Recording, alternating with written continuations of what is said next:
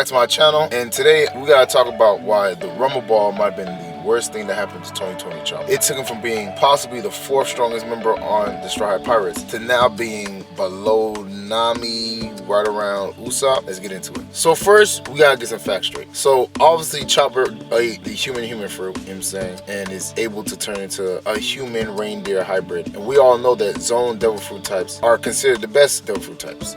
Being able to change into, obviously Kaido being able to change into a dragon, Queen turning into a dinosaur, all that stuff, obviously. And the biggest one, most recently, is Luffy turning into the sun god Nika with his human devil fruit, mythical type model Nika, right? So this brings me to my point. Zone devil fruit types are very powerful. They're very strong, and they can do a lot. Obviously, we see Marco turning into the Phoenix. There's a lot of things you can do with these things, right? And Chopper has eaten a zone devil fruit, which is a human fruit, right? But the problem Chopper ran into is this: he leaned more on science than developing his devil fruit ability. The Rumble Ball, while great and gave him the ability to get powerful really quickly, because obviously he started doing heavy point, jump point, and walk point, and all these things, it kind of quickened the gap that he would have, to fight a lot of these people. And obviously, because he's a doctor, his mentor was a doctor, he goes into science a lot. He leaned on that side of increasing his power,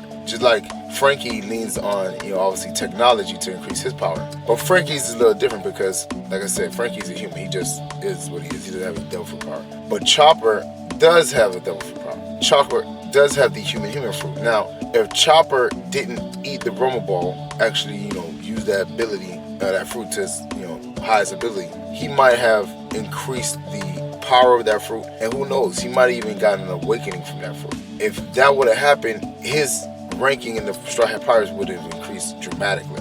But because of the Rumble Ball has, one, its own side effects, and two, it's finite, and you can't, the abilities doesn't last for an extended period of time, he's running into that issue. So he takes the Rumble Ball, he exerts his body as most as he can, and then all of a sudden he's back to being shriveled up and can't really do much. The basic premise is that the Rumble Ball is a steroid.